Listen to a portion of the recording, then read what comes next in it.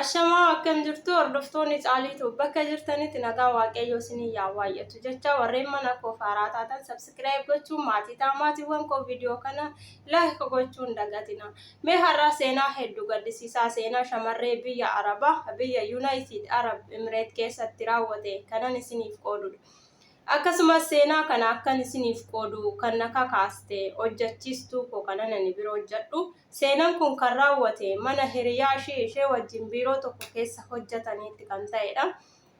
Egaa wantoonni akkasii hedduu jira. Araboonni amala isaaniitiin hedduu nu miidhuu irratti xiyyeeffatu. Hunda isaanii miti. Araboonni gaggaariin ni jiru. Araboonni immoo amala badaa fi namoota irratti miidhaa taasisuu barbaadanis hedduu isaanii kan jiranidha jechuudha. Kanaafis egaa wanta mana sanatti raawwate hedduu hojjechiistuun koo balaaleffachuudha yookaan immoo gadduudhaan wantoonni kun ta'uu hin qabani. Hojjettoonni mana namaa keessa hojjetan of eeggannoo taasisuu qabu waan ta'eef yaada kana xiqqoo ishii qoodiif jettee waan naa qooddeef anis isiniif qooduudhaan dhufeen jira jechuudha.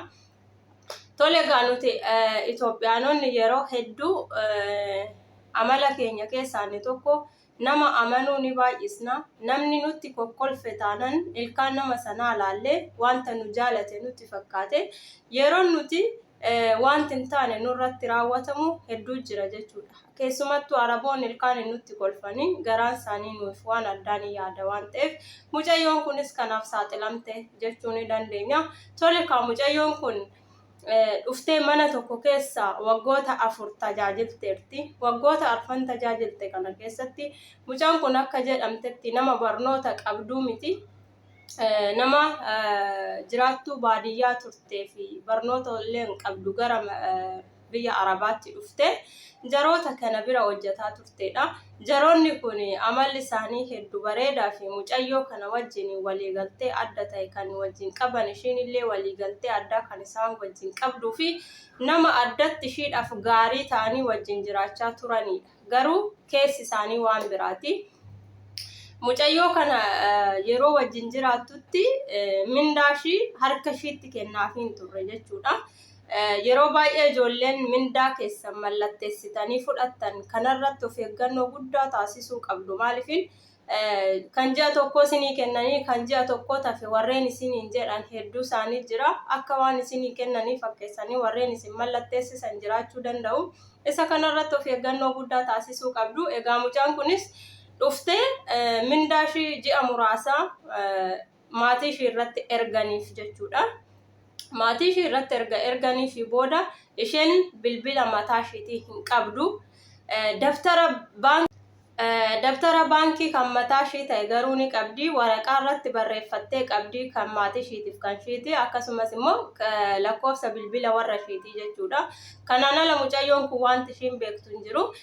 Jarri kun dhuftee ji'a muraasaa fi mindaa ishii kana ishii wanta warra ishiitii erguu barbaadde sana warra ishii irratti galchanii fi bilbila hin binnee fi bilbila hin qabdu. Bilbila warra ishii wal qunnamuu akka barbaaddetti hin dandeessu. Yeroo barbaaddetti isaan bilbilaniituma warra ishii wal qunnamsiisanii dhiisu.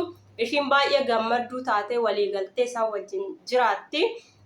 Isaan garuu maal godhu? Ji'a ji'aan yeroo mindaan gahetti mallattoo ishii mallatteessisu. Mallattoo birritti agarsiisanii mallattoo ishii mallatteessisu.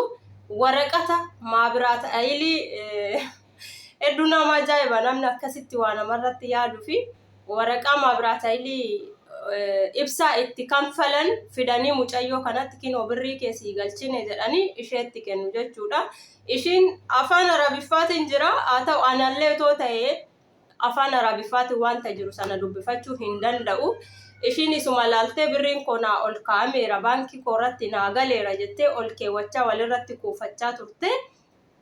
Yeroo tokko garuu asirratti wanti na ajaa'ibu tokko nuti warri qarshii ergines maatiin keenya biyya jiranis qarshiin nuti ergine sun daftara keenya irratti galmaa'uu akka qabullee hin beeknu hedduun keenya. Hedduu nama gaddisiisa asirratti jechuudha. Ishiin erguu malee daftara kiyya irratti ganzabni galeera dhaqanaa galmeessan hin jiru ergadhe jetteetuma teessii hojjetti. Maaliif gammadduudha isaan wajjin waliigaltee jiraatti.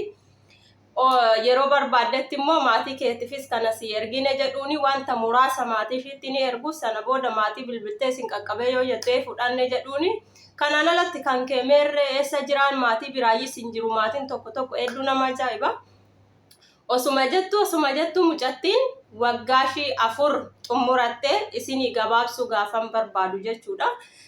Waggaa 4 isaan biroo jettee gaafa ishiin galuu kaatu wanta ishiidhaa barbaachisu wanta ishiin fudhattee gara biyya ishiititti galuu qabdu hundumaa ofii isaaniitiif bitanii fi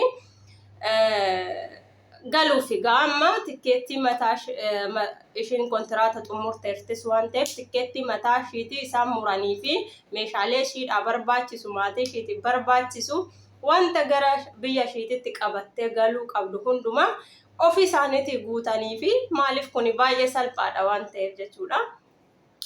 Waggaa 4 tola isaan tajaajilteerti yoo xiqqaate birri 3 4 kan isaan gara maatii ishiititti erganiif kanaan ala ishiin tola tajaajilaa turte waan ta'eef gaafa galtu nageenyaan akka gargar ba'aniif waan ishii barbaachisu guutan gara biyya ishiitti ishii ergan jechuudha. Mucayyoon kun nageenyaan isaan wajjiniin jechuudha gargar baatee waraqaa ishii mana baankiiti jettee itti amante isa kana kan mana ibsaa qabattee kara biyya ishiititti galte jechuudha.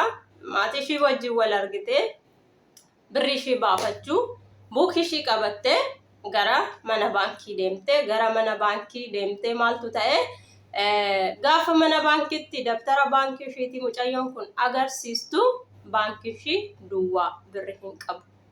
Mucayyoon kun egaa yeroo sanatti waan ishiin ta'uu dandeessu eenyumti keenya tilmaamuu ni dandeenya. Akkamitti kuni ta'uu danda'a jechuudha. Waraqata ishiillee baastee mana baankitti kennitee isa walitti qabachaa turte sana kinooti ragaanan qaba kanan ittiin erge jecha. Gaafa mana baankitti agarsiistee jettu waraqatichi suni gaafa namoonni afaan arabiffaa dubbisuu danda'u waraqata sana dubbisanii ilaalanii jedhan kuni waraqaa ibsaan itti kanfalamu kan biyya Yuunaayitid Arab keessatti agarsiisa malee kan mana baankii miti tasa jedhanii warri baankii deebisan jechuudha. Mucayyoon kun karaa isaanitti bilbiltee maal jettee akkamitti akkan ta'ee birriin koo hin jiru duwwaadha jettee gaafa isaanitti boochee gaafattee namoonni biraallee ishii dubbisanii jedhan lakki maallaqni kee tokkollee nu bira hin jiru nuti kan waggaa 4 siif ergineerra mallattoon kee kunooti jechuudhaan mucayyoon immoo bakka jalqaba ittiin dhufte sana biiroo ittiin dhufte sanallee bilbiluudhaan wal qunnamuudhaan akkanitti ta'e jechuudhaan lola kaasuudhaan yookiin achi teessetii lola amma kanaa ka'uu baatus boo'ichaan isaan gaafattullee biiroon sunillee isaan ifaa tolu aga ta'e gaafatanii akkamitti kuni ta'uu danda'e jedhanii gaafa isaan gaafatanu mallattoo ishiin mallatteessaa turte sana ji'aan fudhadhe jettee isaaniif mallatteessaa turte sana biirootti agarsiisuudhaan kinoo maallaqni wayitu nu bira hin jiru maallaqa ishii ji'aan fudhachaa turte mallatteessaa turte jedhanii isaan faayila isaanii ofirraa cufanii taa'anii jechuudha. Mucayyoon sun egaa sana booda waan ishiin taate kan beekuu rabbi tokkichaa fi ishii warra ishii bira jiru jechuudha. Mucayyoo irratti kan ta'e wanta kana jechuudha. Obboleeyyan koo maal isiniin jechuun barbaade hedduun keenya ni gowwoomna hedduun keenya nama ni amanna ani fakkeenya nama baay'inaan jechuudha. Namni maal akkanarratti yaadu hin beeku. Tokkicha nama jaaladhee namatti dhiyaadhe taanan baay'isee namoota amana jechuudha. Namoonni nuti amannu sun immoo deebi'anii miidhaan nurratti raawwatu. Kanaaf jecha obboleeyyan koo maallaqa keessan ji'aan araboota irraa fudhadhaa daraa isinitti haa ta'u baay'ee nu jaalatan baay'ee itti sinne baay'ee amala isaanii barre jettanii araboota amanattanii too akkasitti hin taa'inaa isinii jechuu barbaada. Gaafallee mallatteessitanii birrii keessan fudhattanii fidanii isinitti agarsiisaniiti deebisu yoo ta'e hin mallatteessinaa. Maallaqa keessan lakkooftanii 1-2 jettanii fudhattanii boorsaa keessan keessa yoo keewwattanii fi yoo ofii keessanii kara biyya keessaniitti ergattanii maatiin keessan nu bira qaqqabeera isiniin jedheen alatti wanti isin nama mallatteessitaniif tokko jiraachuu hin qabu jechuudha. Kanaaf isaan isin mallatteessisanii nu bira siif haa ta'u yookiin baankii keerraa asitti sii banne sii keenya yoo siin jedhan kuni soba hin amanina. Of eeggannoo guddaa taasisaa dafqa keessan biyya ormaatti hin balleessina. kan biramo ji'a kana birri hin qabnu ji'a taanu siikena yookiin ji'a lamman kana siikena ati maalitti goota warreen namaan jedhan hedduu isaaniitu jira jechuudha. Isa kana sin fudhatina obboleeyyan ko akkuma isaan barbaachisu akkuma isaan hojjetanii ji'a mindaan isaan barbaachisu isiniifis mindaan hojjettan sun isin barbaachisa jechuudha. Dubbadha arabootaaf hin bitamina araboota hin sodaatina. Araboonni gaafa nuti mataa keenya gadi qabanne gaafa nuti xiqqoo ishii sodaan ibsanii nurra deemuu barbaadu. Kanaaf otoo akkasitti bitamuu fi baattanii otoo jalaalaafuu baattanii lisliisi jechuu baattanii ijatti jabaattanii wantoota akkasii namarratti raawwatan araboonni jechuudha. Keessumattuu ijoolleen mana kontiraataa jirtan ijoolleen kontiraataa jirtan waan isin sodaachisu tokko illee hin qabu. Maaliif seeraan dhuftanii hojjetan tokko mana namaa seenee ji'a mindaa argachuun isaa dirqama. Abbaan sun rakkateefu dhiiseefu homaa isin hin galchusin. Maaliif inni biiroo isaa hojjetu keessatti biiroon isaa ji'a kana hin qabnu ji'a taanu sii kenninan jedhuun hin dhufaa rakkina mana isaa keessa hanqate ittiin guuttata. Atis akkasuma biyya keetii hanqinni mana kee keessa maatii kee bira ni jira waan ta'eef hanqina sana ittiin guuttatta waan ta'eef ji'a sana guyyaa 30 dabarsuu hin qabdu. Gaafa tokko sii kennoo ta'e guyyaa gaafa tokko dabarsuu hin qabdu. Gaaf lamaa sii kennoo ta'e 2 dabarsuu hin qabdu. Fudhachuu qabda. Maaliif isaan haadha kee miti abbaa kee miti. Yoo ati rakkate baasanii gurra si qabanii gara biyya keetti si ergu malee si gaddanii si faana ciisasanii si boo'anii waan ta'e sin godhan. Kanaaf isaaniif akka kana gadduun hin barbaachisu. Warreen gaggaariin ni jiru. Warreen ofii olitti namaa yaadan ni jiru. Fakkeenyaaf hojjechiisotni ko galata Waaqayyoo baay'ee nama gaariidha. Namoota gaarii kana bira immoo namoonni badoon hedduutu jira. Mindaa koo fakkeenya jiini kootoon ga'inaaf kennuuna 28-29 fudhadha galata Waaqayyoo. Obboloonni koo immoo ani hedduu isaanii beeku kan gaaf 5 gaaf 6 mindaa isaanii fudhanne hedduutu jira. Kan ganaa kadhatanii naa kennaa jedhanii fudhatan hedduutu jira. Kanaaf walumaa galatti jaraaf laafina jabaadha waan keessan fudhadhaa isiniin jechuu barbaada. Galatooma turtii gaarii isiniif.